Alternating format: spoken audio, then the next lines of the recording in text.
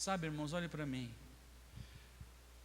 Quando você vai apoiar um amigo seu, um parente que perdeu alguém amado, muitas vezes não é a palavra que vai fazer essa pessoa confortável, é verdade ou não é?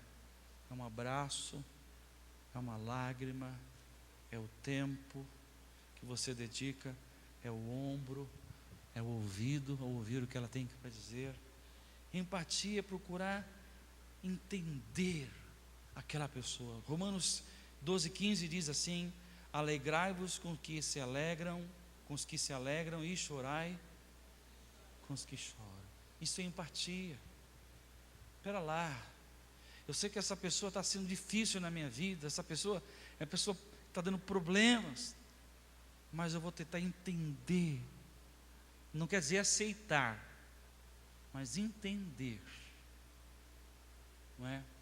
Porque às vezes a pessoa teve problemas, agora ela age assim, como ela poderia ter agido de outra maneira. Então não quer dizer que eu vou aceitar que ela está agindo errado, mas eu posso entender, dar um desconto para ela. Olha para mim, Jesus tinha muita empatia, ele é o nosso exemplo da empatia. Jesus viu Lázaro morto, Jesus chorou, porque ele falou, meu Deus. Agora veja, quantas vezes olhamos para as pessoas falam, nossa, minha vida está assim, assim, assim. Ah, isso não é nada, isso é bobagem, isso é coisa nenhuma, isso é frescura. Gente, por favor, não faça assim. Pode ser frescura para você, mas não para a pessoa. Por exemplo, quem vive de quem já teve síndrome de pânico, levante a mão aqui. Por exemplo, síndrome de pânico, a pessoa não sai de casa, não entra num carro, não entra num lugar público, não entra num lugar desse. E quem não entende fala, isso é frescura, é só entrar no carro, é só não sei o quê. Quem tem depressão é a mesma coisa. Às vezes, a pessoa que tem depressão, de fato, ela fica uma pessoa difícil. Mas ao invés de você ficar só, isso é frescura, sai daí, é o diabo na sua vida. Às vezes não é o diabo, irmãos, às vezes é um problema emocional sério. O diabo está se aproveitando daquilo. E às vezes você rotula aquela pessoa e você fala, Deus, abençoa, cura essa pessoa. Só que quando você vai abrir a boca, você faz mais ferida. Aleluia. Deus, cura minha filha, meu filho, meu marido, minha esposa, minha mãe. Deus, ela está em depressão, cura ela. Mas quando você abre a sua boca, você faz mais ferida do que cura. Como que Deus vai curar alguém se não for através de alguém, e esse alguém é você, e quando você abre a boca, não é o seu caso, talvez, com certeza, em nome de Jesus, você vai lá e derruba aquela pessoa. Sai disso, larga a mão. Não é assim, gente. Só a pessoa sabe o que ela está passando. Só a pessoa sabe o que ela está passando. Por isso, se nós queremos ser instrumentos de Deus na vida das pessoas, temos que ter compaixão. Diga comigo assim: Deus me conhece e Ele se lembra que eu sou pó. A Bíblia fala, irmãos, que a ira de Deus não dura para sempre, e que assim como um pai se compadece de um filho, Deus se compadece de nós, e que Deus conhece a nossa estrutura, Ele sabe que a gente é pó. O que significa? A gente é humano, nós somos humanos, falhos. Deus não exige de você posturas. Ele fala, não, eu não posso exigir muito dele, porque eu sei que ele tem dificuldades nessa área, mas eu não vou desistir dele. Glória a Deus, porque Deus não desiste de você nem de mim. Deus é paciente, mas Ele é amável também. Amém, irmãos? Agora, o quarto, é muito importante o quarto, tá? Preste atenção. Seja sincero. Ser amável também é ser sincero, viu, gente? Ser amável significa arriscar-se a dizer a verdade para essa pessoa. Às vezes, o maior ato de amabilidade que você pode praticar é ser sincero com essa pessoa. Com um amigo, dizer para ele o que está errado. Veja lá em Provérbios 3, 5, 6. É melhor a crítica franca do que o amor sem franqueza. Um amigo quer o nosso bem, mesmo quando nos fere. Olhe para mim. Ser amável com uma pessoa não é só passar a mãozinha nele, não, tudo bem, querido, aleluias.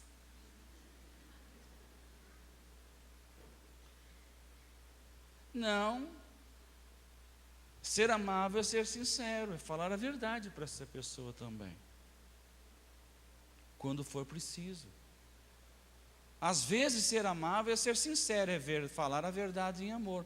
Sabe quando nós erramos? Diga assim, pessoal, ao seu lado, nós não erramos no conteúdo, nós erramos na forma de dizer a verdade. Quem já percebeu isso? Você vai falar até que é verdade aquilo. Você vai falar para a esposa uma verdade, para o filho uma verdade, para o marido uma verdade. Mas o nosso problema é que a gente nunca fala a verdade em amor. Você também não dá para soltar cheque na sua mão, né? Você também mesmo, olha, gente, toda verdade tem que ser, eu estou falando para mim isso, diga assim, toda verdade tem que ser dita em amor. Aí algumas pessoas falam, eu sou assim mesmo, eu falo mesmo, eu sou sincero. Não, isso chama grosseria. Se você pensa que ser tosco, gritar, ofender, falar duro com a pessoa vai mudar a pessoa, eu vou dizer o seguinte: muitas pessoas sofrem hoje por falta de amor. Agora veja só, ser amável também é ser firme, viu? É saber dizer não. Alguns pais têm que saber falar não para o filho. Não. Ser sincero. Muitas vezes, irmãos, nós não podemos ficar em silêncio vendo o barco afundar.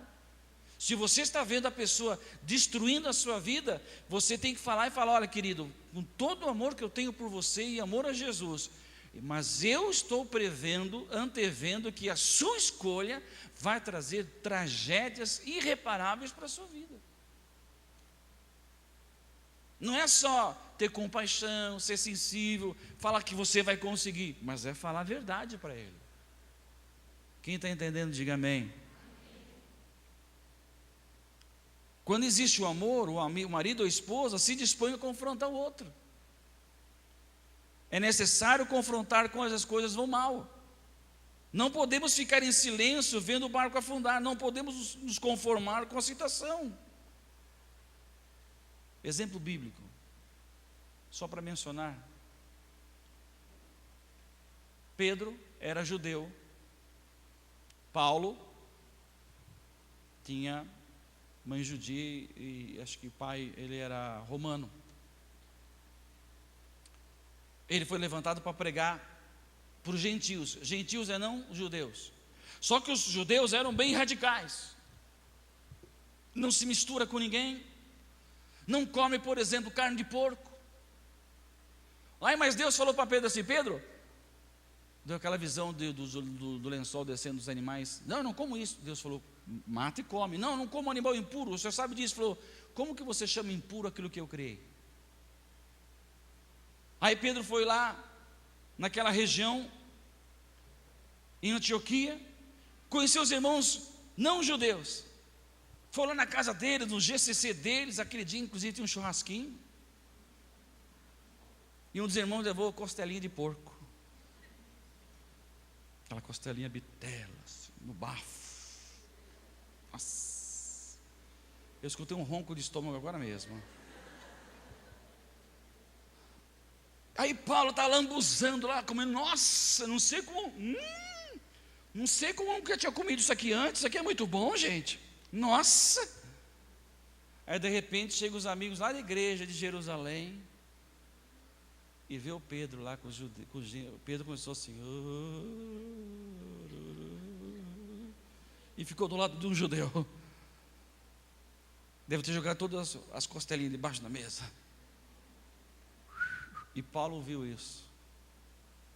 Paulo falou assim, Pedro, não seja hipócrita.